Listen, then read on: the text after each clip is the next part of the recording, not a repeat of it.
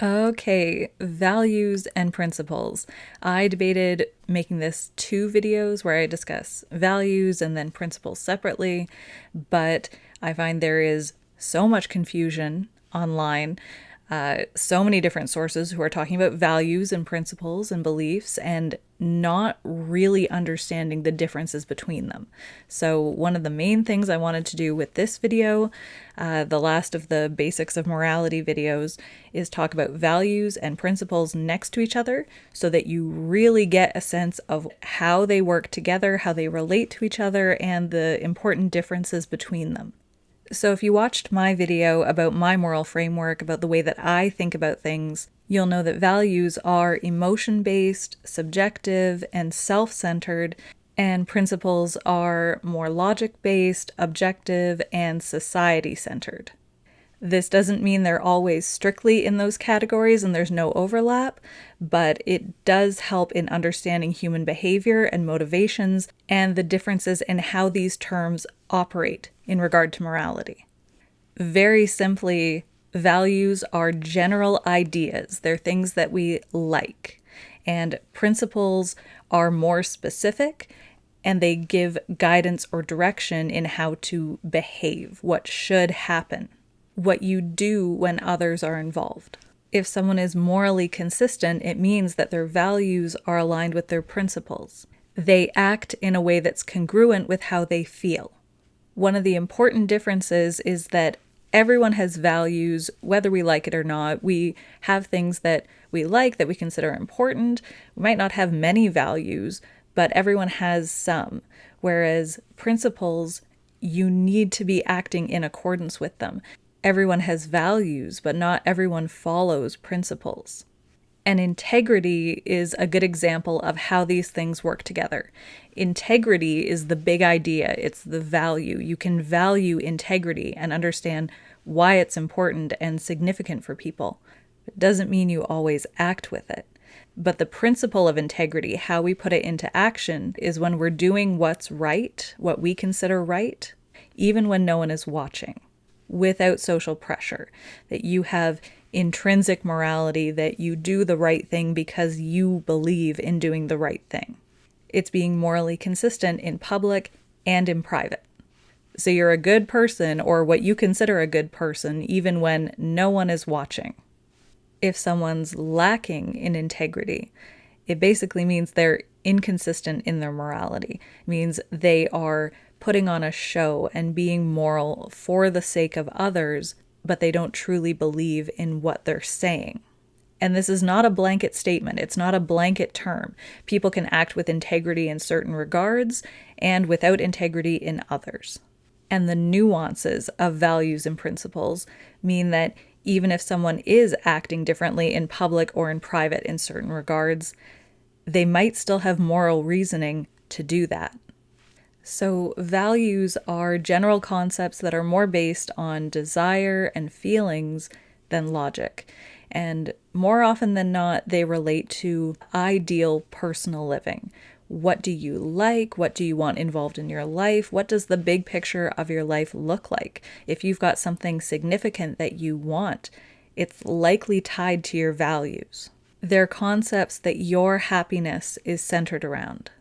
Everyone has values. Everyone thinks that certain things are significant for your ideal life. Things like family, freedom, honesty, peace, like very general ideas that a lot of people share. But like I said, they're general. What each value looks like to each person can be very different. What an ideal family looks like to each person is very different. What a peaceful life means is very different. The picture in your head of your values is very unique. They motivate the social patterns you engage in to get to that vision. They're what motivate you to build the life you want. And because everyone, or most people, want to be a good person and think of themselves as a good person, values represent the epitome of what you would consider a good life, what a good person should get out of life. Principles are a lot more specific than that. They're closer to guides or directions on how you should interact with people, how people should act towards you, how you should act towards them. They have a lot more to do with social life, how you operate day to day. And if you run into people with different principles, that can cause a lot more tension. Principles support our reasoning around conduct. What's acceptable, what's not acceptable, what's good behavior, what's bad behavior. And here's another important point about my moral framework versus a lot of the others. So a lot of sources will say that your values are based on your principles, and I consider it the other way around. You don't get to a point of having a specific guiding principle that helps you navigate social life without first having a personal emotional reason for doing so, unless you're being told what to do. That's why it's important to explain to children why something is right when you tell them to do something. We impart wisdom by teaching principles, but the value needs to be understood for it to become an intrinsic part of our moral compass. Confidence in decision-making, specifically around morals, but also just in general, depends on knowing what you consider right and wrong. Whether selfish or altruistic, you don't make decisions that you consider the wrong decision. You need a basis to understand why am I doing these? You have a system of determining what the best decision is, whether you pay attention to it or not. And understanding values and principles is a big part of that. It can make decision-making much more clear. You can be told what's right, and sometimes that works out, but if you don't know how to go through your values and principles, then as soon as you run into a real moral challenge, a difficult moral question, you might find it difficult to figure out what is right and why. How do you know something is truly right from your perspective if you start halfway through the question? Can you back up why you're coming to that conclusion? Shaky moral ground destabilizes our decision-making and our debate skills.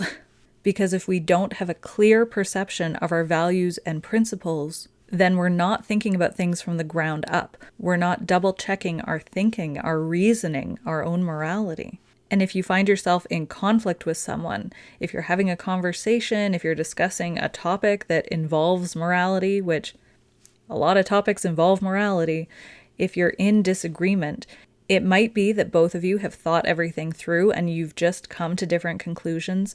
Your moralities tell you different things are right, or there could be more of either a mix-up or dishonesty happening. Someone who's consistent in their morality will act in a way that's congruent with how they feel. But if there's inconsistencies, that is something to explore. That is a much deeper conversation. It might be a problem with values, or it might be a problem with principles, or both. Because so many people are mixed up about this topic and can't articulate properly or haven't thought about it in this way, haven't constructed their own framework, so many conversations start halfway through the topic where you're just in disagreement and arguing with each other, when what you really should be doing is going back to a place of morality and figuring out what values take priority and what standards are you setting for them, what principles are taking priority and what are your standards for meeting them. Like this whole moral framework, the whole question around morality and individual moral compasses, this is the conversation that needs to be happening. What do you value and what principles are you constructing to live by those values? Because this is where inconsistency can tattle on people's morality, or lack thereof. Hypocrisy exposes incomplete thinking. You say you value this thing, but you're not living by it. Your principles aren't in alignment with what you say is valuable to you. When you know what someone values, you can better predict what their principles will be and why they follow them. There might be issues of communication, but if someone can't communicate what their value is and the principle stemming from it, they need to do a lot more thinking about why they're acting the way they are. And understanding these two terms makes it way easier to notice when they don't line up. But the nuances of all of these things working together means that even if people are being consistent, there's going to be disagreement. People are going to come to different conclusions. If two different people both value honesty, they might still come to entirely different conclusions about what principle to follow for that value. One might follow strict radical honesty, where they'll say anything that comes to their mind and people's feelings about it be damned.